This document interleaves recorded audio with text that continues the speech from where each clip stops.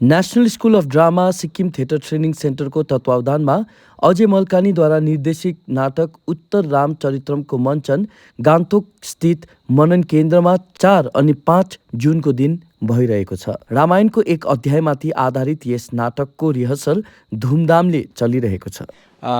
ये नाटक संस्कृत का नाटक है, जैसे कालिदास हुए, भवभूति हुए या मुद्रा राक्षस हैं। इस तरह के बहुत सारे संस्कृत के एक से बढ़कर एक नाटककार हैं।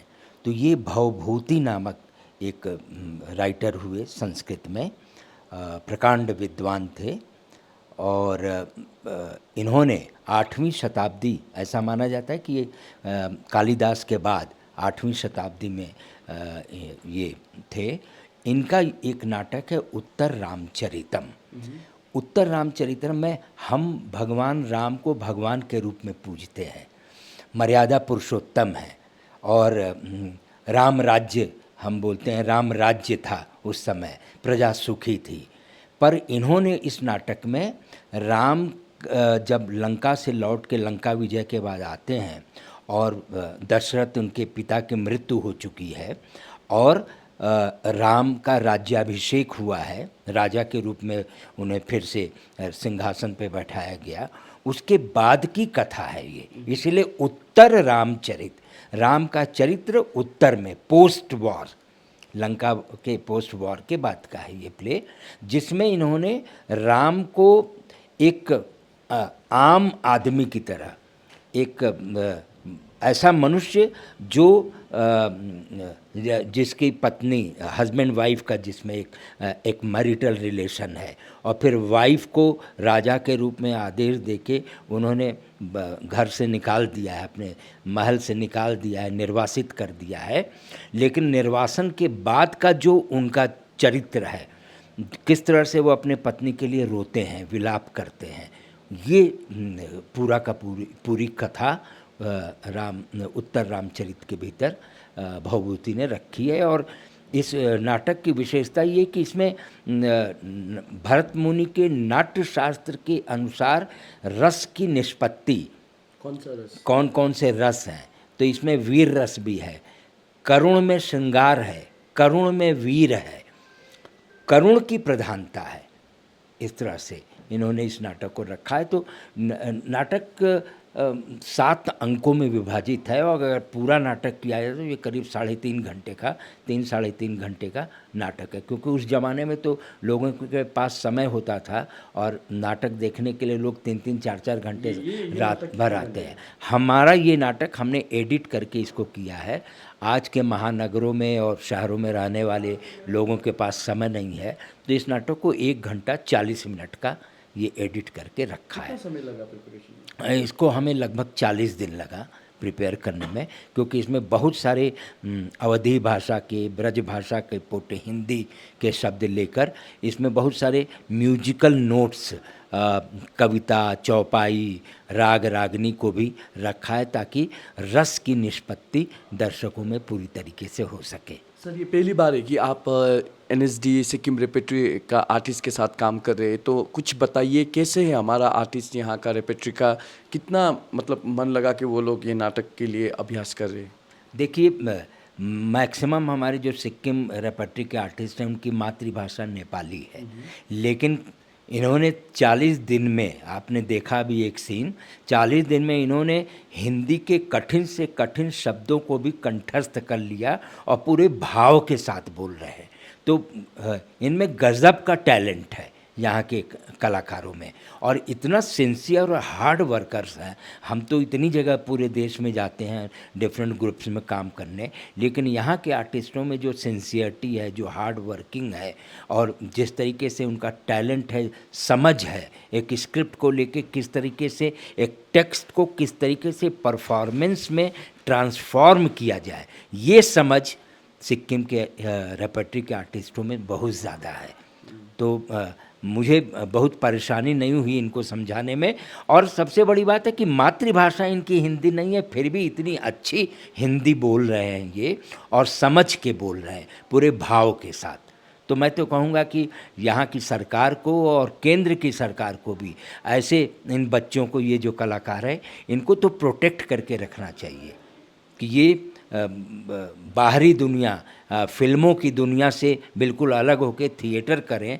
और भारतवर्ष की जो हमारे मोदी जी भी बोलते हैं, हमारे सीएम साहब सिक्किम के भी बोलते हैं कि हमारी जो कल्चर है, हमारी जो सांस्कृतिक विरासत है, चाहे वो सिक्किम की हो, चाहे पूरे भारतवर्ष की हो, उसको कैसे हम पूरे विश्व के पटल पे लाएं, किस तरीके से वो जाए। और एक बार जब जाता है तो उससे इकोनॉमिक वेरिएशंस भी हमको मिलते हैं ना, टूरिज़्म बढ़ता है, बहुत सारी इंडस्ट्री का डेवलपमेंट होता है। तो ये तो सिक्किम रेपेट्री एक ऐसी रेपेट्री है जिसे कि हर ज़िले में, सिक्किम के ही हर ज़िलों में इनके प्रदर्शन, इनके नाटकों के लगातार होने चाहिए, हर महीने होने चाहिए। अगर हम देखें स्टूडेंट और रेपेट्री कंपनी को मिलाकर 20 के आसपास हमने नाटक हम कर चुके हैं। और वैसे हम देखें कि पूरे भारत में अगर हम कहाँ कहाँ शोज़ किए हमने, तो शायद मुझे लगता है कि 40 एबव हो गया होगा शोज़ हमारे, क्योंकि हमने भारत में तो जम्मू से लेकर के त्रिचूर तक लगातार शोज़ किए।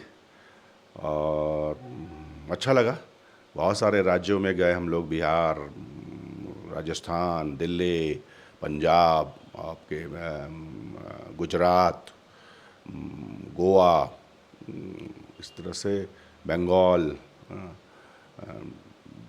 इस तरह से देखा जाए तो बहुत सारे राज्यों में हम लोगों ने यहाँ के नाटकों का मंचन किया है। सर, ये कब स्थापित हुआ था NSD Sikkim theatre training centre, और अभी कौन कौन सा कोर्स आप लोग संचालन कर रहे हो? ये 2011 में स्थापित हुआ था और 2012 में ये रंगमंडल बना, रेपेट्री कंपनी। और अभी तो ये 1 ईयर का कोर्स है, इसमें हम एक्टिंग कवर करते हैं और थ्योरी, थिएटर से जितने भी और टेक्निकल थिएटर से रिलेटेड जो भी थ्योरी हो, चाहे वो एक्टिंग हो, चाहे वो वेस्टर्न ड्रामा हो, चाहे वो इंडियन क्लासिकल इंडियन ड्रामा हो, ये सारी चीज़ें हम कवर करते हैं। और टेक्निक में जो है, टेक्निकल जो है हमारा साइड जो होता है, वो उसमें makeup, costume design, side design, props design, ये सारी चीज़ें होती हैं। और ये 1 साल में बहुत ही इंटेंसिव हमारा कोर्स चलता है। सर, ये बताइए कि राज्य सरकार ने आप लोगों को ज़मीन आवंटन किया है परमानेंट इंफ्रास्ट्रक्चर के लिए, तो अभी स्टेटस क्या है कंस्ट्रक्शन को लेकर? बड़ी बात है कि हमें राज्य सरकार ने हमें फ्री ऑफ कॉस्ट दिया है। और मैं भी चाहता हूं कि जितनी जल्दी डेवलप हो ये एरिया और एक खूबसूरत सा इंस्टीट्यूट बने। लेकिन इसकी शुरुआत तो हो गई, अभी प्रक्रिया थोड़ा टाइम लगा क्योंकि बीच में लॉकडाउन आ गया था। दो बार ऐसे हुआ, लॉकडाउन में प्लानिंग शुरू हो गई थी, फिर रुक गया फाइल मूवमेंट। और अभी ये है कि अब आर्किटेक्ट हमें अपॉइंट करने का जो अप्रूवल मिल गया है, तो बहुत जल्दी हम आर्किटेक्ट अपॉइंट कर देंगे और इसके डिज़ाइनिंग वर्क जो है वो शुरू हो जाएगा। मुझे उम्मीद है और मेरा एक सपना भी है निर्मल जी कि एटलीस्ट मैं डिज़ाइन तो देख करके जाऊं, कुछ तो शुरू हो जाए। इतना मेहनत किया है। तो मैंने अभी राष्ट्रीय नाट्य विद्यालय के जो चेयरपर्सन हैं परेश सर, उनसे भी मैंने ये विशेष तौर पर उनसे अनुरोध किया है। तो उन्होंने कहा बिल्कुल बिल्कुल आपके रहते रहते ही ये डिज़ाइन होगा विपिन जी। तो मेरी एक इच्छा है ये। मेरा अंतिम प्रश्न आपसे ये है कि आपके द्वारा निर्देशित जो नाटक था कालो भारी बहुत चर्चा का विषय बना, मतलब लोगों ने बहुत पसंद किया था, हाउसफुल हो गया था।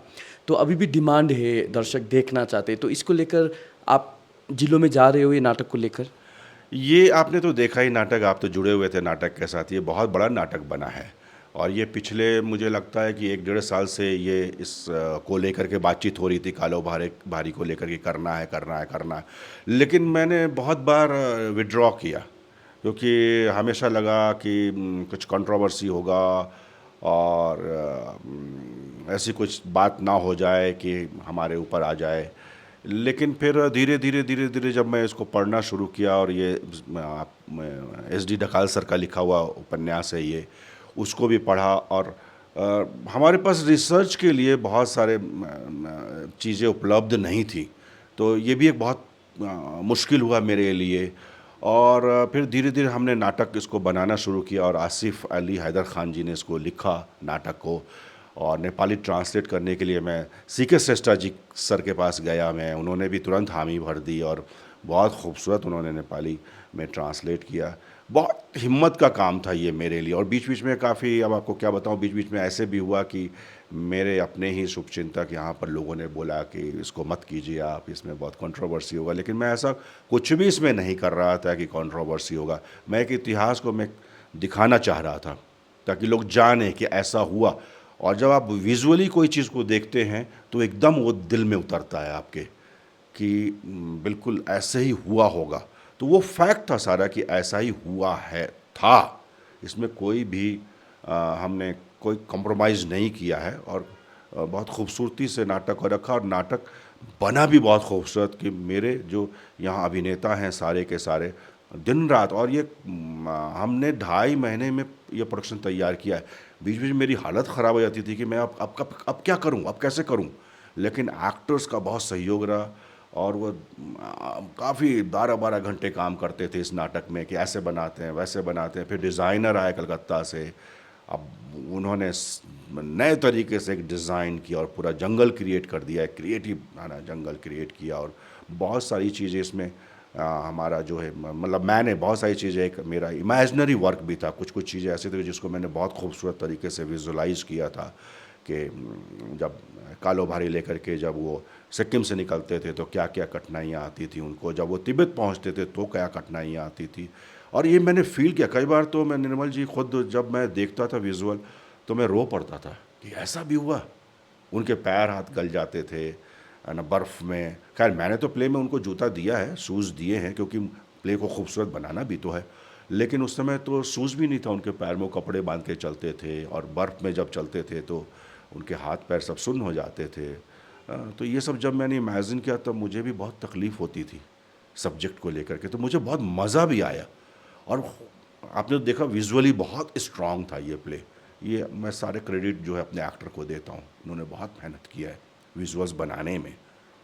Get all the credible news on the go. Download the Sikkim Chronicle app.